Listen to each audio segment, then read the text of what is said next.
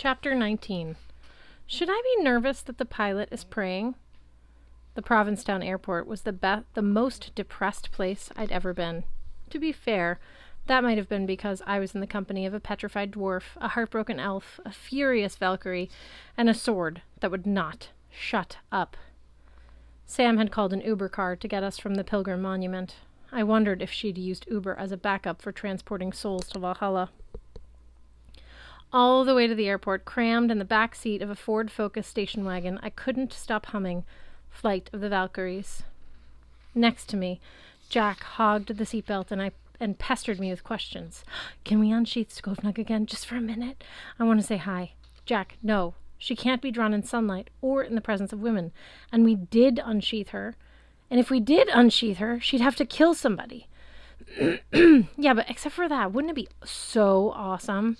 He sighed, his runes lighting up his blade. She's so fine. Please go into pendant mode. Do you think she liked me? I didn't say anything stupid, did I? Be honest. I bit back a few scathing remarks. It wasn't Jack's fault we were in this predicament. Still, I was relieved when I finally convinced him to turn into a pendant. I told him he needed his beauty rest, in case we unsheathed Skofnug later. When we got to the airport, I helped Hearthstone wrestle our granite dwarf out of the station wagon, while Sam went into the terminal. The airport itself wasn't much to look at. Just a one-room shack for arrivals and departures, a couple of benches out front, and beyond the security fence, 2 runways for small planes. Sam hadn't explained why we were here. I guessed she was using her pilot-y connections to get us a charter flight back to Boston. Obviously, she couldn't fly all 4 of us under her own power, and Hearthstone was in no shape to cast any more runes. Hearth had spent his last bit of magical energy to summon bubble wrap and strapping tape, used a rune that looked like a regular X. Maybe it was an ancient Viking symbol for shipping materials. Maybe it was a rune for Alfheim Express. Hearthstone was so angry and miserable, I didn't dare ask him. I just stood outside the terminal waiting for Sam to come back, while Hearth carefully wrapped up his friend. We'd come to sort of a truce while waiting for the Uber car. Hearth, Sam, and I all felt like stripped high-voltage wires, supercharged with guilt and resentment, ready to kill anyone who touched us. But we knew that wasn't going to help Blitzen. We hadn't discussed it, but we formed a silent agreement not to yell and scream and hit each other until later. Right now, we had a dwarf to heal. Finally, Sam emerged from the terminal. She must have stopped by the restroom because her hands and face were still damp. The Cessna's on its way, she said. Your instructor's plane? She nodded. I had to beg and plead, but Barry's really nice. He understands it's an emergency. Does he know about... I gestured around weakly, implying the 9 worlds, petrified dwarves, undead warriors, evil gods, and all the other messed up things about our lives. No, Sam said, and I'd like to keep it that way. I can't fly airplanes if my instructor thinks I'm delusional. She glanced over at Hearthstone's bubble wrapping project. No change in Blitzen? He hasn't started crumbling yet? A slug wriggled down my throat. Crumbling? Please tell me that's not going to happen. I hope not, but sometimes... Sam closed her eyes and took a second to compose herself. Sometimes, after a few days, as if I needed a reason to feel guiltier, when we find the Skofnug stone, there is a way to unpetrify Blitz, right? That seemed like a question I should have asked before turning my friend into a hunk of granite, but hey, I'd been under a lot of pressure. I hope so. That made me feel a whole lot better. Hearthstone looked over at us. He signed to Sam in small, angry gestures. Plane, you will drop Magnus, me. You don't come. Sam looked stung, but she held her hand up next to her face, index finger pointed skyward. Understand. Hearthstone went back to packaging our dwarf. Give him time, I told Sam. It isn't your fault. Sam studied the pavement. I wished I believed that. I wanted to ask about Loki's control over her, to tell her how bad I felt for her, to promise we would find a way to fight her father, but I guessed it was too soon to bring up all that. Her shame was still too raw. What did Hearthstone mean about dropping us? I asked. I'll explain when we're in the air. Sam pulled out her phone and checked the time. It's Zur. We have about 20 minutes before the plane lands. Magnus, can I borrow you? I didn't know what Zur meant, but I followed her to a little grassy area in the middle of the circular driveway. Samara rummaged through her backpack. She pulled out a folded blue piece of cloth like an oversized scarf and spread it on the grass. My first thought, we're having a picnic? Then I realized she was aligning the cloth so it pointed southeast. That's a prayer rug. Yeah, she said, it's for noon prayers. Would you stand watch for me? Wait, what? I felt like she was handing me a newborn baby and asking me to take care of it. In all the weeks I'd known Sam, I'd never seen her pray. I figured she just didn't do it that often. That's what I would have done in her place, as little religious stuff as possible. How can you pray at a time like this? She laughed without humor. The real question is, how can I not pray at a time like this? It won't take long. Just stand guard in case, I don't know, trolls attack or something. Why haven't I ever seen you do this before? Sam shrugged. I pray every day, 5 times as required. Usually I just slip away to somewhere quiet, though. If I'm traveling or in a dangerous situation, sometimes I postpone prayers until I'm sure it's safe. That's permissible. Like when we were in Jotunheim? She nodded. That's a good for instance. Since we're not in danger at the moment, and since you're here, and since it's time, do you mind? No. I mean, yeah, sure, go for it. I've been in some pretty surreal situations. I'd bellied up to a dwarven bar. I'd run from a giant squirrel through a tree of the universe. I'd rappelled down a curtain into a giant's dining room. But guarding Simra al-Babas while she prayed in an airport parking lot, that was a new one. Sam took off her shoes. She stood very still at the foot of her rug, her hands clasped at her stomach, her eyes half closed. She whispered something under her breath. She momentarily brought her hands to her ears, the same gesture we'd used for ASL for listen carefully. Then she began her prayers, a soft, sing-song chanting of Arabic that sounded like she was reciting a familiar poem or a love song. Sam bowed, straightened, and knelt with her feet tucked under her and pressed her forehead against the cloth. I'm not saying I stared at her. It felt wrong to gawk, but I kept watch, from what I'd hope was a respectful distance. I have to admit I was kind of fascinated. Also, maybe a little envious. Even after all that had just happened to her, after being controlled and knocked unconscious by her evil father, Sam seemed momentarily at peace. She was generating her own little bubble of tranquility.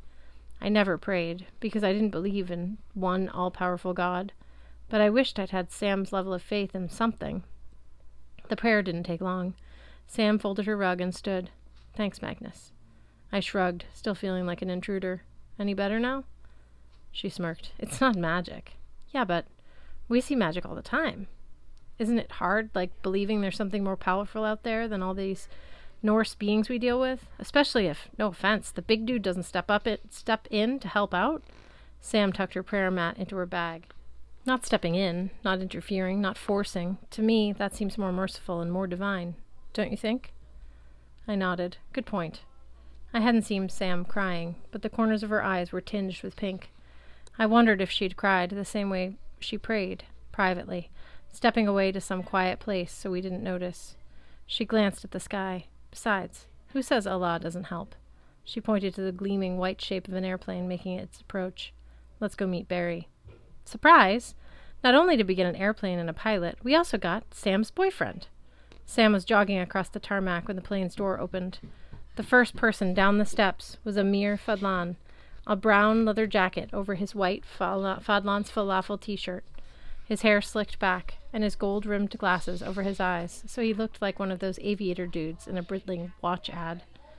Sam slowed when she saw him, but it was too late for her to hide. She glanced back at me with a panicked expression, then went to meet her betrothed. I missed the first part of their conversation.